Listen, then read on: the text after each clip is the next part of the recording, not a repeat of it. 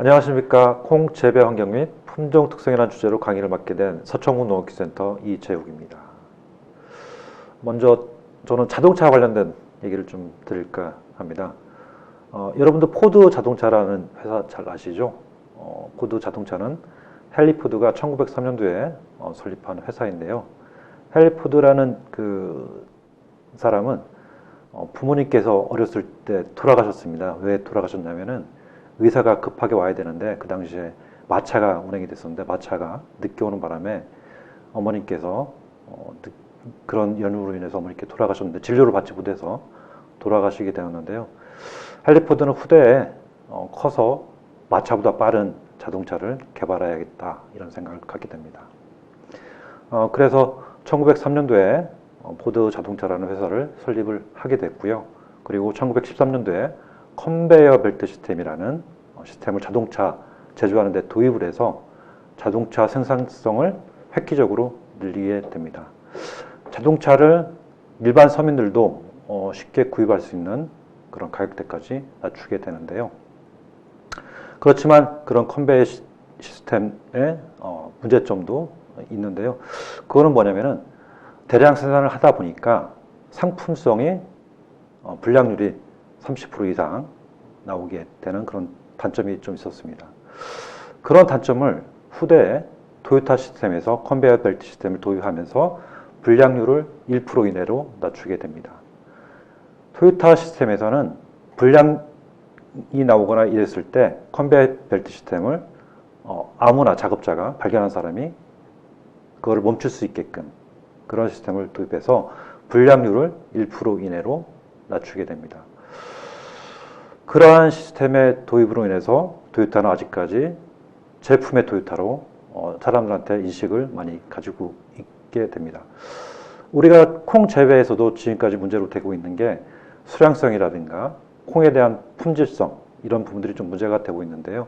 콩에서도 새로운 시스템을 재배 시스템을 도입해서 생산성을 좀 높이고 품질을 높일 수 있는 방안을 좀 도입해야 될 필요성이 있어 보입니다.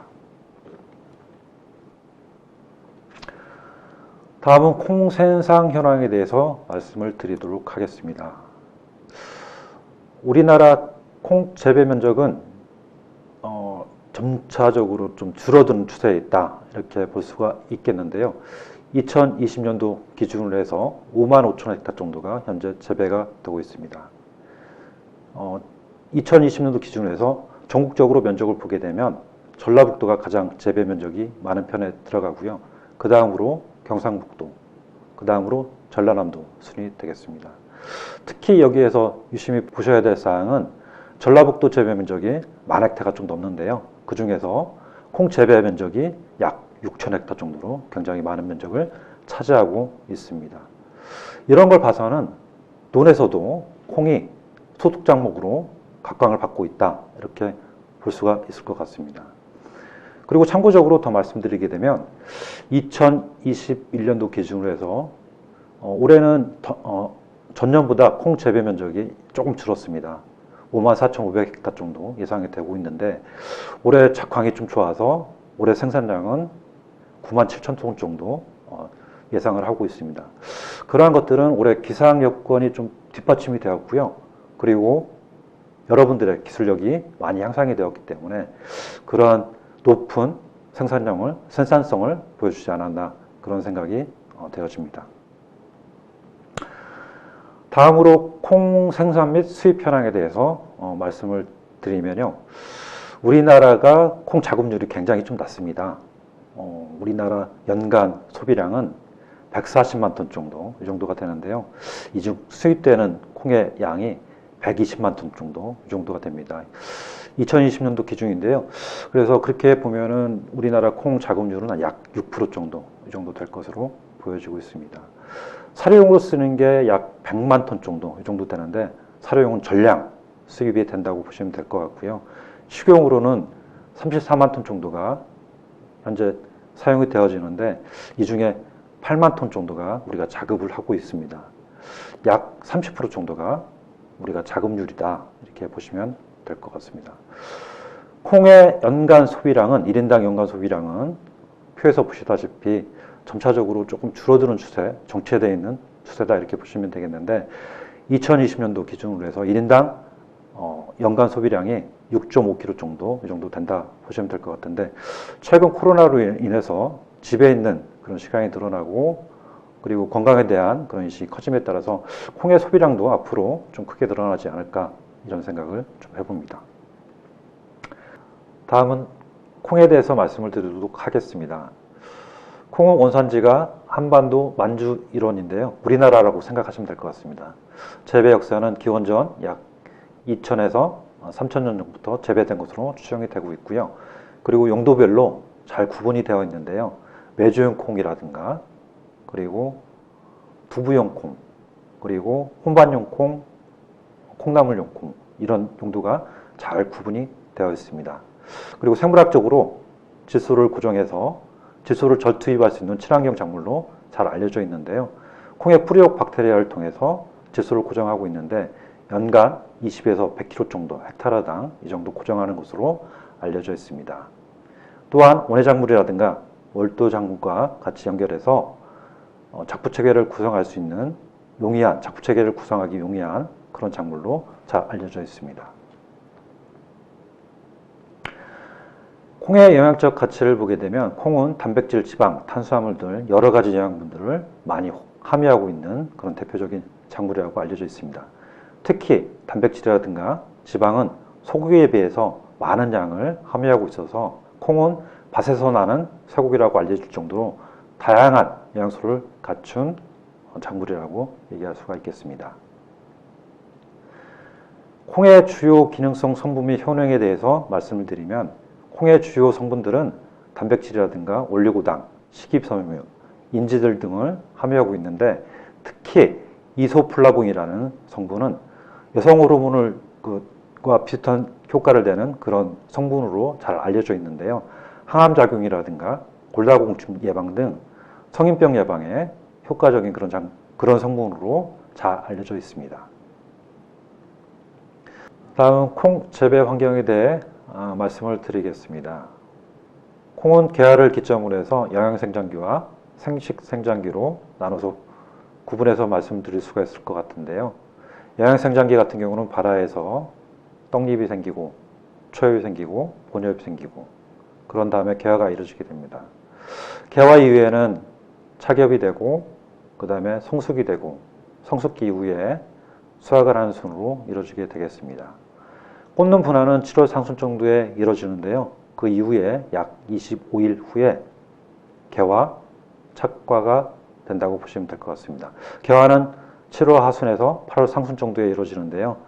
개화된 꽃의 약 30% 정도가 착과가 된다 이렇게 보시면 되는데 이때 관리를 잘 해주셔서 어떻게 하면 개화된 꽃을 착과량을 더 늘릴 것인지 이런 쪽으로 관리를 잘 해주실 필요성이 있겠습니다.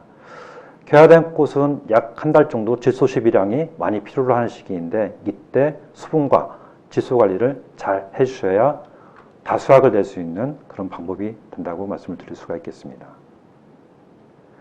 다음은 콩의 생육 특성에 대해서 말씀을 드리겠습니다. 콩의 꽃은 유한형과 무한형으로 나눌 수가 있겠는데요.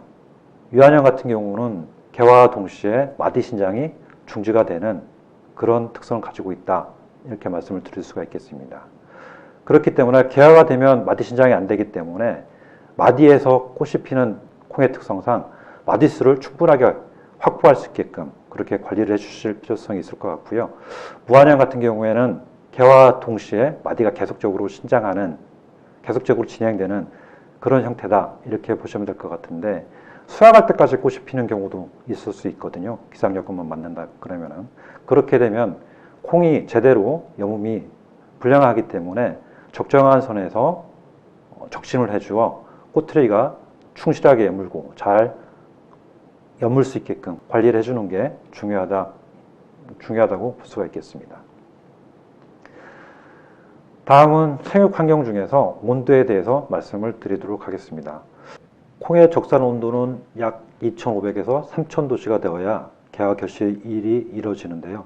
특히 등숙기 낮과 밤의 온도차가 커야 결실 및 품질 형성에 좋은 영향을 미칩니다. 특히 발화기에는 15도씨 이상이 유지가 되어야 되는데요. 15도씨 이하로 되게 되면 발화라든가 유효출현이 굉장히 늦어지게 됩니다. 그래서 15도씨 이상이 확보가 되는 시기에 파종을 해야 안정적으로 콩을 재배할 수 있겠습니다. 콩은 물을 굉장히 많이 필요로 하는 작물인데요. 우리가 건물 1g 생산하는데 필요한 물의 양을 우리가 요소량이라고 얘기를 하고 있습니다. 콩의 요소량은 704g 정도가 되고요. 옥수수 388g, 감자 532g 정도로 콩은 상당히 많은 물을 필요로 하는 작물이다. 이렇게 생각하시면 될 것 같습니다. 특히 개화 후 약 한 달 정도는 콩을 전체 물 필요량의 70% 정도를 필요로 하게 되는데요. 특히 이 시기에 관수를 잘 해주어 결실이 잘 되고 그리고 결실된 콩이 잘 클 수 있게끔 그렇게 관리를 해주셔야 되겠습니다. 다음은 질소 추비량에 대해서 말씀을 드리도록 하겠습니다. 우리가 콩은 공중질소를 고정해서 이용하기 때문에 추비를 안 해도 된다 이런 생각들을 가지고 있는 경우가 좀 많은데요. 콩에서 그 뿌리옥 박테리아를 통해서 공중질소를 고정하는 양은 콩이 전체적으로 필요한 양의 60% 정도만 공중질소로서 확보할 수가 있습니다. 그렇기 때문에 농가 여러분께서는 40% 정도는 질소를 추비를 해주셔야 되는데 질소를 가장 많이 필요로 하는 시기는 개화 후부터 한 달 정도, 이 정도가 질소를 가장 많이 필요로 하는 시기이기 때문에 개화 후 약 10일 정도 후에는 300평당 4에서 5kg 정도의 질소를 추비를 해주셔야 높은 수량을 올릴 수가 있겠습니다. 다음은 종실 크기와 용도 구분에 따른 구분을 좀 해보도록 하겠습니다. 앞에서도 말씀을 드렸듯이 콩은 용도에 따라서 굉장히 구분이 잘 돼 있다 이런 말씀을 좀 드렸었는데요. 장류 두부용 같은 경우는 대립종의 콩에 좀 필요하고요. 그리고 단백질 함량이 높은 품종을 이용해서 장류 두부용으로 선택을 해야 되겠고요. 콩나물용 콩 같은 경우는 그렇게 클 필요가 없거든요. 작은 품종의 그런 특성을 가지고 있는 소립종 계통을 선택해서 발화율이 높은 품종을 선택해서 재배를 하셔야 될 필요성이 있겠습니다. 우리가 반민용이라 해서 혼반용 콩 같은 경우는 색깔이 들어가 있고 그리고 당 함량이 높은 품종을 선택해서 재배를 해 주셔야 되겠습니다. 종자 선택 고려사항에 대해서 말씀을 드리도록 하겠습니다. 최근 육성된 품종들은 우수한 수량성과 그리고 내병축성을 가지고 있습니다. 그래서 여러분들께서 보급종이라든가 실용화 재단에서 나오는 품종들을 선택해서 재배를 한다 하면 무난하게 재배가 가능하리라고 보여집니다. 콩을 선택할 때는 내가 어떤 용도로 사용할 것인지 그리고 우리 지역에 잘 적응된 그런 품종인지 그런 것들을 보셔가지고 선택을 해 주셔야 되겠고요. 그리고 두 번째로는 내가 어떤 작물하고 같이 이모작을 할 것인지 그렇다 그러면 사용기간 자체가 좀 짧아야 되기 때문에 조생종이라든가 중생종 계통 그런 것들을 선택해서 재배를 해 주셔야 될 것 같고요. 단작으로 재배할 때는 수량성이라든가 품질 이런 것들을 고려를 해야 되기 때문에 만생종 품종을 선택하시는 게 좋을 것 같습니다. 그리고 최근에 기계화가 많이 이루어지고 있기 때문에 기계화가 적합한 품종 그런 것들을 선택해야 될 필요성이 있는데요. 기계화 품종에 적합된 그런 품종 같은 경우는 키가 좀 작아서 도벽에 좀 강한 품종 그리고 착엽도가 좀 높아서 수확할 때 잘 수확할 수 있는 그런 품종 그런 특성을 가지고 있는 품종 그리고 꼬투리가 잘 안 떨어지는 품종 그런 것들을 선택해서 기계화에 적합한 품종을 선택할 필요성이 있습니다. 그 외적으로 수량이 높고 도복에 강하고 병해충에 강한 품종들을 선택을 하셔야 여러분들이 쉽게 콩농사를 재배할 수가 있을 것 같습니다. 콩의 주요 품종 특성에 대해서 지금부터 말씀을 드릴 텐데요. 저기에 품종 쪽에 빨간색으로 표시되어 있는 대원콩이라든가 선풍콩, 대창콩 같은 경우는 현재 정부 보급종으로 공급이 되고 있는 품종들이고요. 파란색으로 표시되어 있는 대풍2호, 평원콩, 청자4호, 청자5호 이런 콩들은 실용화 재단에서 현재 공급되고 있는 품종이다. 이렇게 생각하시면 될 것 같습니다. 태왕콩부터 평원콩까지는 백태이고 청자 4호와 청자 5호는 서리태 품종이다. 이렇게 이해를 하시면 될 것 같습니다. 특히 요즘에 기계 수학을 많이 하고 계시는데 기계 수학 시 고려 대상을 알아보게 되면 도벽이 강한 품종, 그리고 차격고가 10cm 이상의 품종, 그리고 탄립이 적은 품종을 선택해야 기계 수학할 때 용이할 수가 있겠습니다. 먼저 대형콩에 대해서 말씀을 드리면 대형콩은 1997년도에 육성된 품종인데요. 두부 수율이 굉장히 좋은 그런 품종으로 알려져 있습니다. 그리고 특히 불마른병이라든가 이런 세균성 병에 굉장히 강해서 굉장히 지금도 많이 재배가 되고 있는 품종인데요.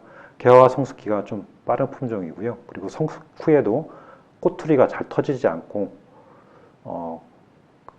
그리고 늦게 수확해도 원활한 그런 품종으로 알려져 있고 수량성은 293kg 정도로 제법 많은 품종에서 현재까지 많이 재배가 되고 있는 품종이다. 이렇게 말씀드릴 수가 있을 것 같은데 오래된 품종이다 보니까 불마른병이라든가 이런 병들이 근래에 들어서 많이 발생이 되고 있는 품종이다.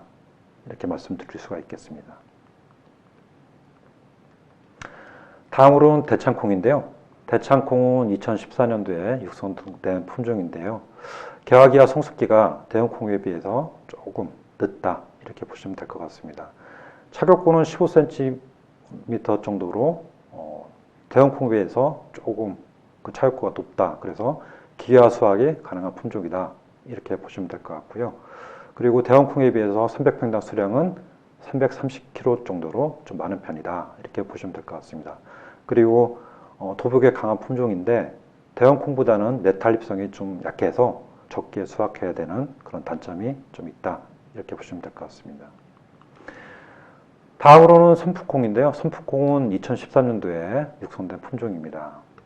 개화기는 8월 5일, 그리고 성숙기는 10월 19일로서 대형콩보다는 조금 늦다. 이렇게 보시면 될 것 같고요. 차격고는 18cm로 대형콩보다 높아서 기계 수확이 가능한 품종이다. 이렇게 보시면 될 것 같습니다. 그리고 백립 무게는 대형콩보다 조금 무겁고요. 그리고 수량성은 340kg 정도로 다수성 품종이다. 이렇게 보시면 될 것 같습니다. 다음으로는 평원콩인데요. 평원콩은 개화 성숙기가 대형콩과 좀 비슷하다. 이렇게 보시면 될 것 같고요. 차격고는 14cm로 도복이라든가 탄립에 강해서 기계화 수확에 좀 적합한 품종이다. 이렇게 보시면 될 것 같습니다. 백립 무게는 대형콩보다는 조금 작은 품종인 중립종이다. 이렇게 보시면 될 것 같고 수량성은 366kg으로 상당히 많은 수량을 보이는 품종이다. 이렇게 보시면 될 것 같습니다. 다음으로는 연풍콩인데요. 연풍콩은 2010년도에 경기도 농업기술원에서 육성된 품종입니다. 대형콩보다 숙기가 15일 정도 빠른 중생종 품종이고요. 특히 우리 지역 2018년도에 한산면에서 논타작물로 재배가 많이 이루어졌던 품종이다. 이렇게 보시면 될 것 같습니다. 수량성은 334kg으로 이것도 굉장히 다수성의 품종인데 내탄립성이 약해서 적게 수확해야 되는 그런 단점이 있는 품종이다. 이렇게 보시면 될 것 같습니다. 다음으로는 청자 4호인데요. 청자 4호는 대표적인 서리태 품종이다. 보시면 되겠습니다. 서리태 품종은 설이 내린 이후에 수확해도 되는 품종이다라고 해서 서리태라고 우리가 보통 얘기를 하고 있는데요. 서리태는 굉장히 키가 커서 도벽이 약하고 그리고 탄립이 잘 돼서 재배하기에도 조금 까다로운 그런 단점을 가지고 있는데 그런 단점들을 보완해서 만든 품종들이 청자 시리즈다. 이렇게 보시면 될 것 같습니다. 특히 청자 4호 같은 경우는 2015년도에 육성된 품종인데요. 백립종 무게는 30g 정도, 좀 어느 정도 무게가 되는 그런 품종이다라고 보시면 될 것 같고요. 수량성은 300평당 314kg으로 수량성도 괜찮은 품종이다. 이렇게 보시면 될 것 같습니다. 다음으로는 청자 5호인데요. 청자 5호는 2017년도에 육성된 품종으로서 내탄립성도 굉장히 강하고 불마른병이라든가 병에도 저항성을 보이고 있고 수량성도 343kg으로 청자 4호에 비해서도 수량성도 굉장히 많은 그런 품종으로서 현재 굉장히 많은 면적에서 재배가 되고 있는 품종이다 이렇게 보시면 되는데요. 근데 단점으로는 올해 특히 이런 민원사항이 좀 많았습니다. 수확 후에 종피 속의 색깔이 노란색이 많이 나온다.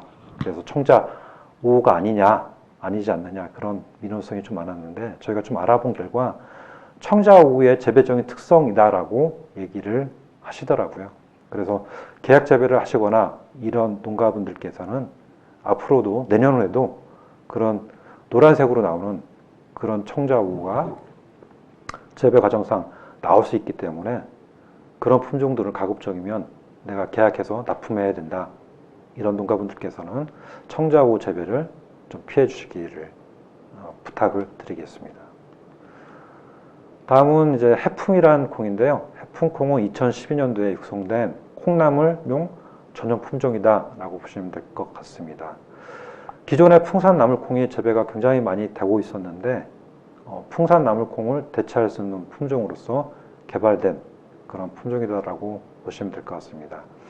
차급고가 15cm로 풍산 나물콩에 비해서 높고요. 그리고 도복이라든가 불마른병 그리고 탄립성 이런 모든 것들이 강한 품종이다라고 판단을 하시면 될 것 같고요.